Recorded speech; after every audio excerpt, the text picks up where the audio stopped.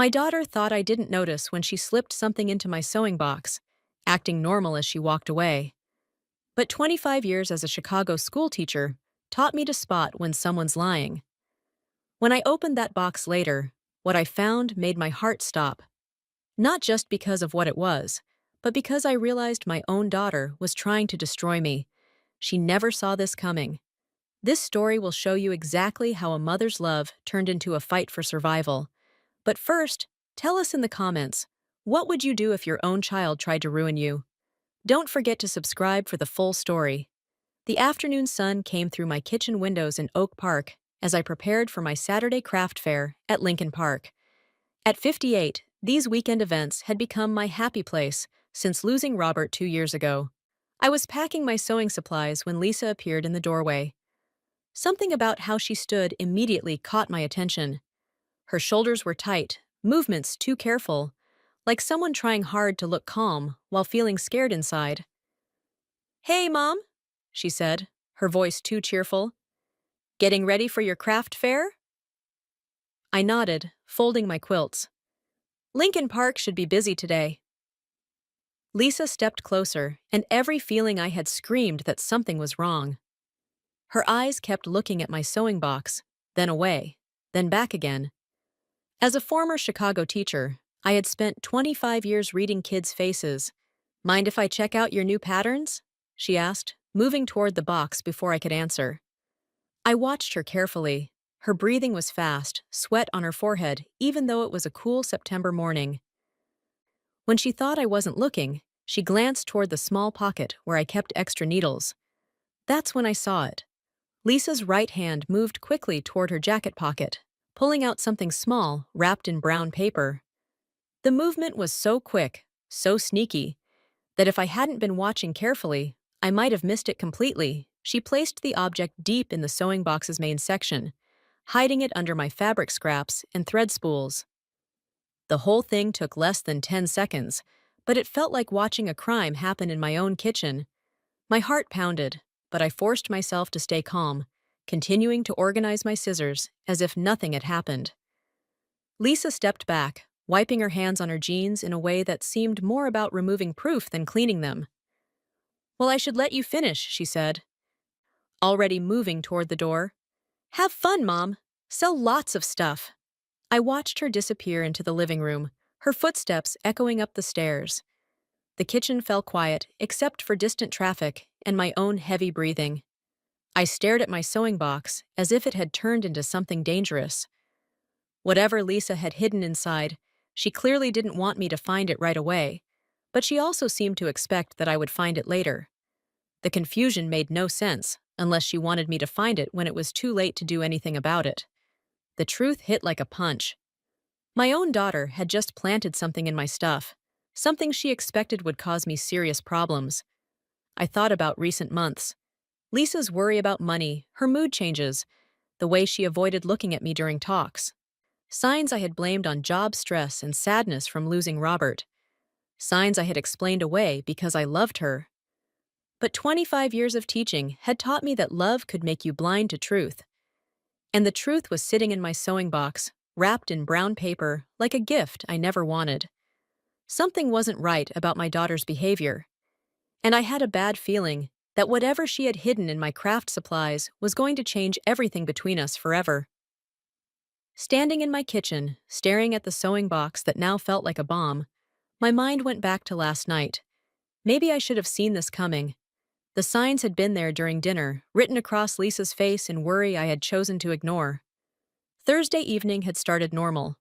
I made pasta while Lisa set the table inside. The September air smelled like fall leaves. And for a moment, it almost felt like old days when Robert would come from the den, joking that I was taking too long with the food. But Robert wasn't there. The empty chair at our dining table was a constant reminder of everything we had lost 2 years ago. Lisa had been super quiet, pushing food around her plate more than eating. Her hands shook when she reached for her water glass, but I thought it was just job stress.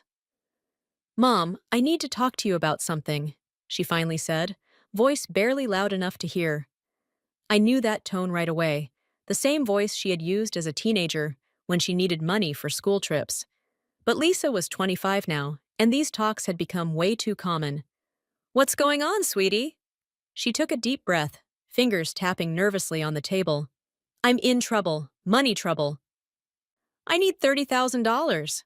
The number hit me like a slap. I set down my fork, looking at her face in the dim light. Her eyes were red, dark circles, making her look older than her years. When had she gotten so thin? 30,000? I repeated, trying to keep my voice steady. "Lisa, that's more money than I have saved. What kind of trouble?" Her jaw got tight, and I saw something flash across her face. Anger, maybe, or worry so deep it had turned into something darker. "Does it matter?" she snapped. "I'm your daughter. I need help." "Of course it matters. I've been helping you for months. Rent money, car payment, groceries. Where is all this money going?" Lisa stood up fast, her chair scraping against the wood floor. "You don't understand. These people, they're not patient. They're not going to wait for me to figure things out." "What people, Lisa?" But she was already walking away, heading toward the stairs. "Forget it. I'll find another way." I called after her, but the only answer was her bedroom door slamming shut. I sat alone at the dinner table, surrounded by half-eaten food, and a growing feeling that my daughter was involved in something far worse than no job. The rest of the evening passed in awkward silence. I cleaned dishes, watched TV, went through my normal routine while Lisa stayed locked in her room.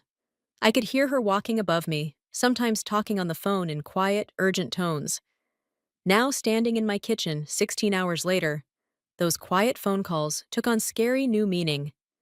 Lisa hadn't been looking for real help last night. She had been testing me, seeing if I would just hand over the money she needed. When I said no, she had moved to plan B. Whatever was wrapped in that brown paper in my sewing box was Lisa's backup plan, her way of getting what she needed, no matter what it cost me. I thought about Robert, about what he would say if he could see us now. He had always been the calm one in our family, finding middle ground where I saw only right and wrong. But even Robert would have struggled with this.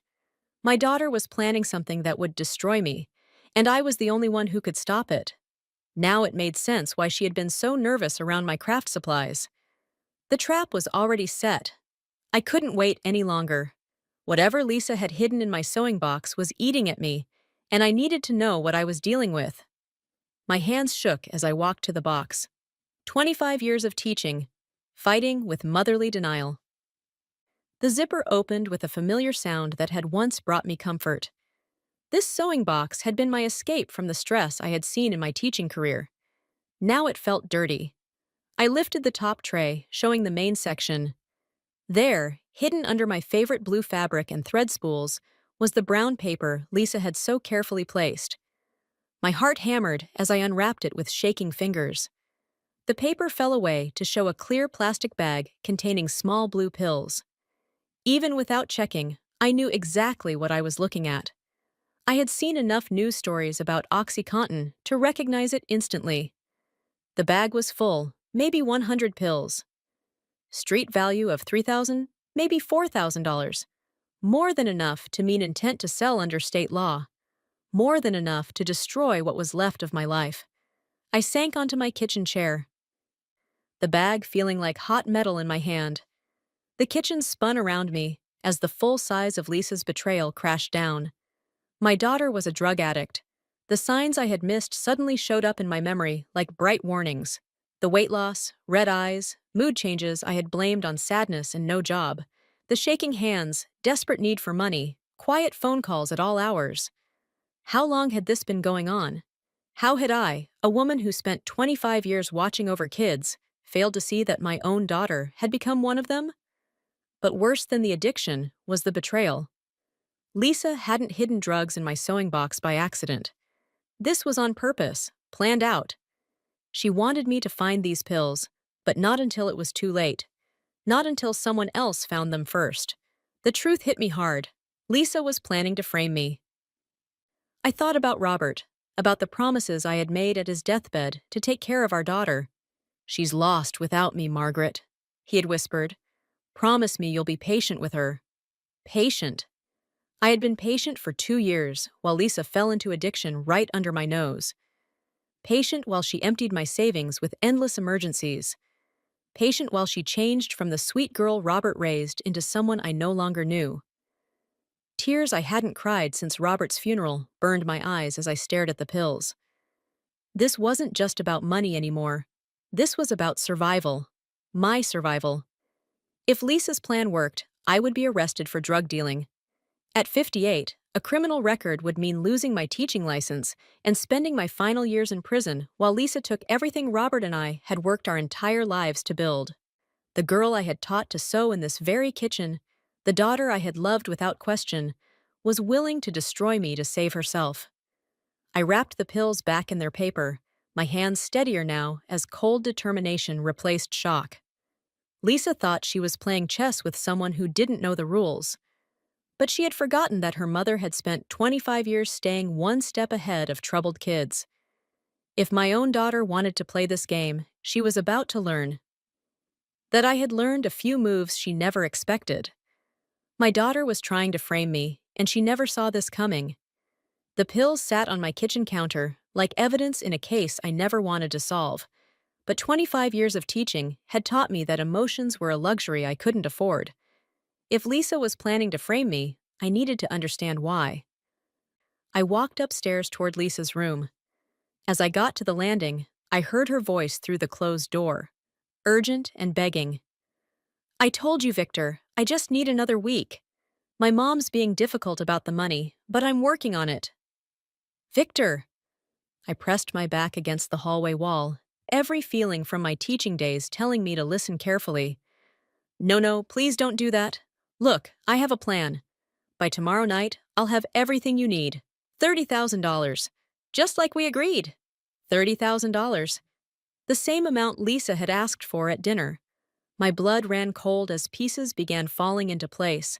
The conversation continued, Lisa's voice getting more desperate. "You don't understand, Victor. If something happens to me, you'll never get your money. Just give me until Saturday." I heard movement in the room, then Lisa's voice again. This time making a different call. "Ms. Chen, it's Lisa. Yeah, I know the payment's late on the house loan, but I'm getting the money tomorrow. You won't have to start taking the house." My knees almost gave out. House loan, taking the house. Lisa had used my home for something, and I knew nothing about it. 20 minutes later, Lisa came out of her room, dressed in her work clothes, looking calm despite the panic I had heard in her voice. "Heading out for that job interview, Mom," she called down to me. "Wish me luck."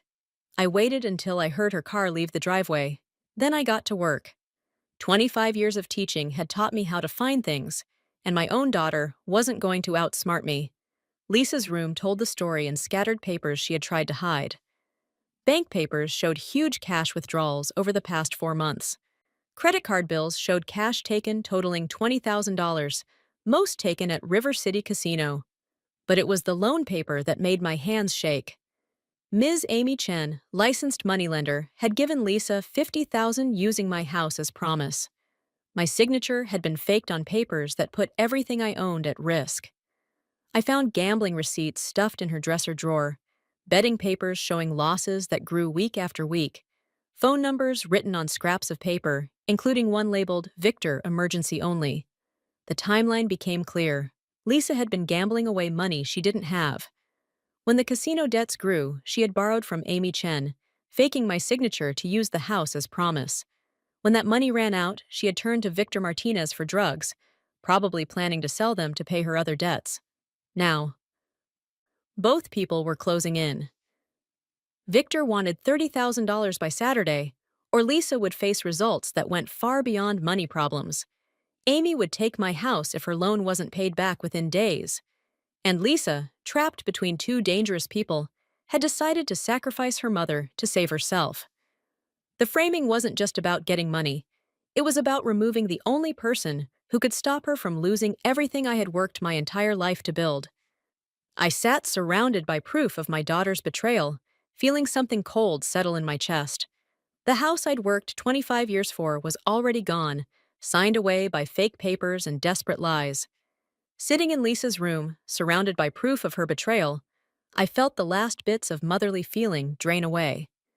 This wasn't about helping a troubled daughter anymore. This was about survival. I took photos of the loan papers and gambling receipts with my phone before putting them back in their hiding places.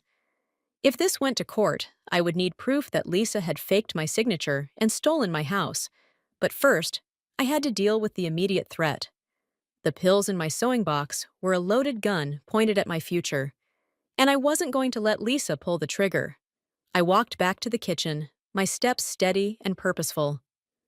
25 years of teaching had taught me that the best defense was often a good offense. Lisa thought she was playing chess with an amateur, but she was about to learn that her mother had learned a few moves during her career. The pills sat exactly where I had left them, wrapped in brown paper. I picked them up, feeling their weight in my hand. 100 pills of blue powder that could destroy my life or save it, depending on where they ended up. Through the kitchen window, I could see Lisa's Toyota Camry parked in the driveway, an 8-year-old car I had helped her buy when she graduated college, back when I still believed she would make something of herself. I heard the front door open and Lisa's voice calling out, "Mom, my car is making weird sounds again. I'm going to take Uber to the interview to be safe. Don't want to risk breaking down." Perfect. Another lie to add to her collection, but this one worked in my favor. "Good thinking, sweetie," I called back. "Better safe than sorry." I waited until I heard the Uber arrive and Lisa's footsteps fade down the front walkway. Then I found her car keys hanging on the hook by the back door where she always left them. The Toyota's trunk opened with a soft click. Inside were jumper cables, a spare tire, an old gym bag she hadn't used in months. I moved the gym bag aside and placed the pills underneath it, hiding them against the wheel well where they would be easy to find but not right away visible. As I closed the trunk, I thought about Robert and what he would say if he could see me now.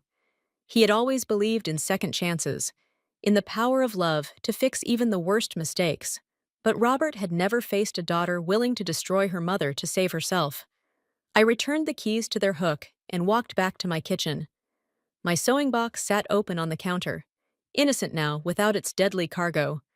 I cleaned every surface Lisa might have touched, removing any trace of what had been hidden there. The irony wasn't lost on me. For 2 years, I had been trying to save a daughter who was already lost.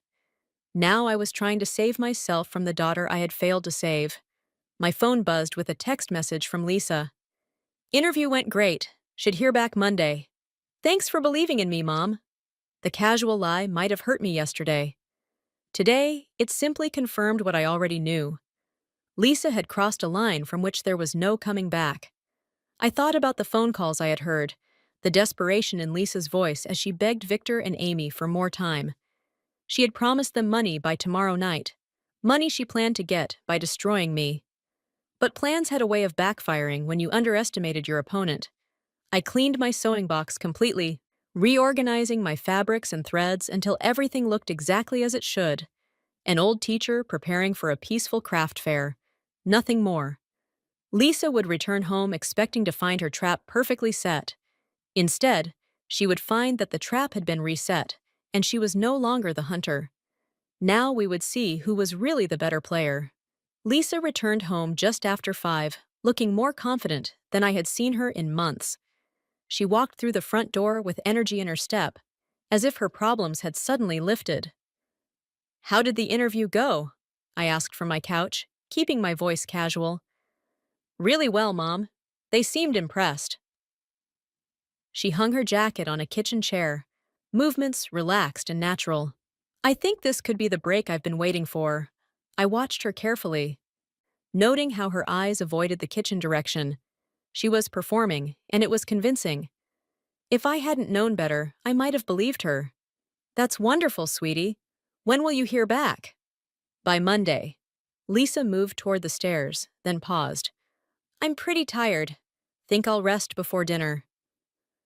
I nodded, returning attention to the television, but I listened to every sound from upstairs, every creak, every muffled conversation through her door.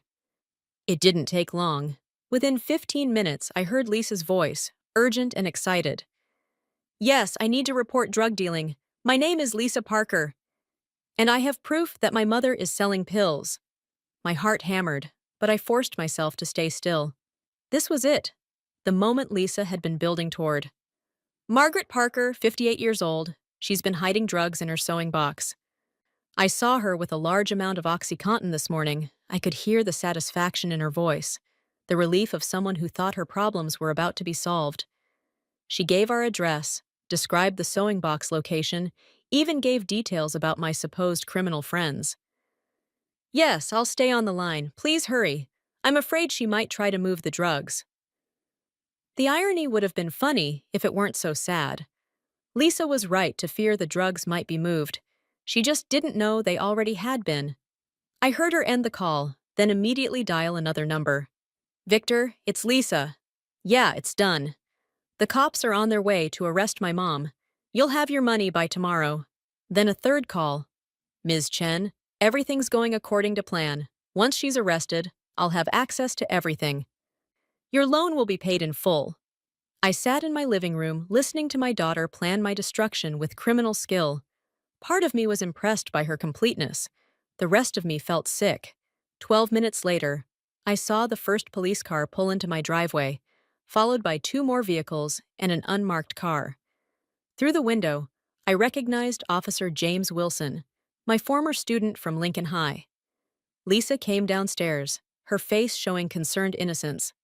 Mom, there are police cars outside. What's going on? Her performance was perfect. If I hadn't heard her phone calls, I might have believed her confusion was real. The doorbell rang, sharp and loud. This was it. Lisa moved toward the door, but I stood up first. I'll get it, sweetie. As I walked toward the front door, I caught Lisa's reflection in the hallway mirror. For just a moment, when she thought I wasn't looking, her mask slipped. The expression underneath was cold, calculating, and completely without sorry. The officers were about to arrive, and my daughter had no idea her perfect plan was about to backfire completely. I opened the front door to find Officer James Wilson standing on my porch, along with 2 DEA agents in tactical gear. Behind him, more officers secured my property. Hello, Mrs. Parker, James said, his voice professional but sad. We need to talk. Of course, James, come in. Lisa stepped forward, her face showing concerned confusion.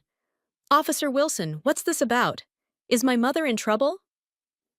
James's eyes moved between us, reading the situation with 15-year veteran skill. We received a report about drug dealing at this address. We have permission to search the house. Drug dealing? Lisa's voice carried perfect shock. That's impossible. My mother would never. It's all right, sweetie, I said calmly. Let them do their job. The lead DEA agent, a serious woman in her 40s, stepped forward. Mrs. Parker, we have information that you've been storing OxyContin in your sewing box. Lisa's eyes lit up with helpful cooperation. Oh, that's in the kitchen. I can show you exactly where it is. I followed the group to my kitchen, watching Lisa's confident walk. She was so certain of victory, so sure her plan was working perfectly. There it is. Lisa pointed to my sewing box. Mom was working with it this morning, acting really nervous. The DEA agent approached carefully, taking photos from multiple angles before opening the zipper. Lisa moved closer. Excitement coming from every movement. The agent lifted the top tray, showing my organized collection of fabrics and threads. She carefully searched each section, removing items and looking at them carefully. Nothing. The agent looked up, confusion on her face. Mrs. Parker, we're not finding any controlled substances. Lisa's face went white. That's impossible. I saw her put something in there this morning. Check again. Sweetie, I said quietly, what exactly did you think you saw? Lisa's calmness began breaking. There was something wrapped in brown paper, I'm sure of it. James Wilson studied Lisa with new interest. You seem very certain about your mother's sewing box contents. Why is that? Lisa's mouth opened and closed. I was trying to help. I thought I saw something suspicious. The lead agent finished looking at the sewing box. Nothing here. Should we search more? Wait, James said, detective feelings engaged. Lisa, you called in this tip, didn't you? Lisa's face turned red. I was just being a concerned citizen. If I was wrong, Let's search your vehicle, James interrupted, tone no longer friendly. My car? Lisa's voice cracked. Why would you search my car? I'm the one who reported this. But agents were already moving toward the Toyota Camry. Lisa followed, confident walk replaced by nervous shuffling. The trunk opened with a soft click. The lead agent moved aside the gym bag and spare tire, then stopped. Her hand came out holding a clear plastic bag filled with blue pills wrapped in familiar brown paper. Lisa Parker, James said, voice cold as ice. You're under arrest for possession of OxyContin with intent to sell and filing a false police report. Lisa's face went through shock, panic, then desperate thinking. This is a setup. My mother planted that there. She's trying to frame me. Really? James asked. Then why did you call us to search her sewing box instead of your car? As handcuffs clicked around Lisa's wrists, she looked at me with pure hate. You did this. You moved it. I met her eyes steadily. Sweetie, I have no idea what you're talking about. The look of shock on my daughter's face said it all. She had never expected her mother to be the better player. 2 weeks later, I sat in Cook County Courthouse, watching my daughter face the results of her choices. Lisa appeared smaller in her orange jumpsuit. The confidence that had defined her completely stripped away. The state prosecutor laid out the case with clinical precision. 100 pills of OxyContin, street value $4,000, intent to sell, filing a false police report, attempting to frame a family member. Your Honor, the prosecutor continued, Ms. Lisa Parker not only had illegal drugs, but planned an elaborate scheme to destroy her own mother's life. Lisa's court-appointed lawyer talked about addiction, desperation, and family pain from losing her father. But the proof was too strong, and Lisa's recorded phone calls to Victor and Amy had sealed her fate. When Judge Martinez asked if Lisa had anything to say, my daughter stood slowly. I want to apologize to my mother, she said, voice barely heard. I was desperate, and I made terrible choices. I never meant for things to go this far. I sat in the gallery, feeling nothing but emptiness. The apology felt hollow, performed for the judge, rather than spoken from the heart. Lisa Parker, Judge Martinez said, you are sentenced to 3 years in state prison for drug trafficking and conspiracy. The gavel sound echoed through the courtroom like a door slamming shut on 25 years of motherhood. But Lisa's arrest had solved only part of my problems. Amy Chen still held fake papers claiming ownership of my house. Victor Martinez had disappeared after Lisa's arrest, avoiding police attention. I spent weeks working with my lawyer to prove the loan papers were fake. The forged signature was obvious once experts looked at it, and Lisa's confession helped establish the lie timeline. The good news, my lawyer explained, is that fake papers are void. Your house was never legally at risk. Amy Chen has left the state to avoid charges. Officer Wilson kept me informed about the ongoing investigation. We're working with federal marshals to track down both Amy and Victor. Lisa's cooperation might reduce her sentence, but she's looking at serving at least 2 years. 2 years minimum. My daughter would be 27 when released. I would be 60 if I lived that long. The house felt different now, emptier in ways that had nothing to do with Lisa's physical absence. I walked through rooms where we had shared meals, watched television, argued about responsibility. The memories felt dirty by knowledge of her betrayal. 1 month after Lisa's sentencing, I made a decision that would have been unthinkable before. I put the house on the market. Are you sure, Margaret? Officer Wilson asked. This is your home. Robert's home, I replied. Robert's gone, and the daughter I raised doesn't exist anymore. It's time to start over. The realtor said I could expect a quick sale in Chicago's hot market. I began sorting through 25 years of collected memories, deciding what deserved a place in my new life and what belonged to the past. Some chapters ended with celebration. Others ended with relief. This one ended with acceptance that family could betray the deepest trust. But survival meant choosing your own well-being over duty to those who would destroy you. 4 months later, I stood on the balcony of my new apartment in Naperville, Illinois, watching the sunrise paint the sky in gold and pink. The view was beautiful, nothing like the suburban streets of Oak Park, where I had spent 25 years building a life that ultimately belonged to someone else. The house sold within 3 weeks. After paying off the mortgage and legal fees, I had enough to buy this small place without debt and start fresh. No debt, no duties, no family members who might betray me for their own gain. I kept only what mattered: Robert's photographs, my sewing supplies, and the hard-earned wisdom that love without limits becomes enabling, and enabling destroys both giver and receiver. Lisa had written me once from state prison. The letter remained unopened on my kitchen counter. Some bridges, once burned, were better left as ash. Officer Wilson visited last month with updates. Victor Martinez was arrested in Detroit, facing charges that will keep him in prison longer than Lisa. Amy Chen remains a fugitive, but her loan sharking operation was shut down. Do you ever regret how it ended? James asked as we shared coffee in my new living room. I regret that it had to end that way, I replied, but I don't regret protecting myself from someone who would have destroyed me without hesitation.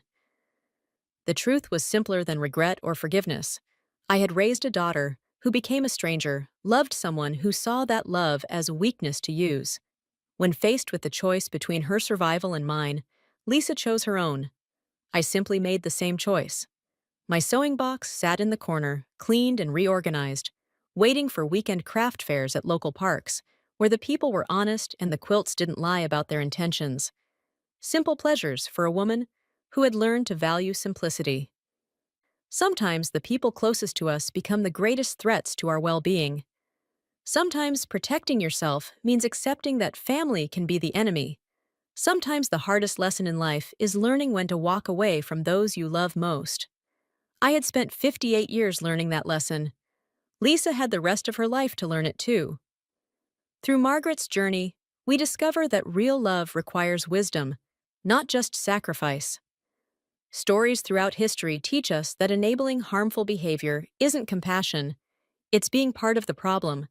When betrayal stories happen within our own homes, we face the hardest test: choosing wisdom over our emotional attachments. Betrayal stories like Margaret and Lisa's show how addiction and desperation can turn loved ones into strangers. Margaret's teaching experience wasn't just career preparation, it was a way of giving her the skills for this ultimate test. Stories often speak of tough love, of drawing lines that seem harsh, but preserve what matters most. When Lisa chose drugs over character, when she chose lies over honesty, Margaret had already been given the strength to respond with justice rather than enabling. The most powerful stories remind us to be good protectors of our own souls. Sometimes the greatest mercy is giving us permission to walk away from those who would drag us into their darkness. If this story touched your heart, please share your thoughts in the comments below. Have you ever faced betrayal from someone you trusted completely? How did you find the strength to protect yourself? Don't forget to subscribe to our channel for more stories about strength, family, and the courage to start over. Remember, sometimes the greatest act of love is refusing to be destroyed by those who would sacrifice you for their own salvation.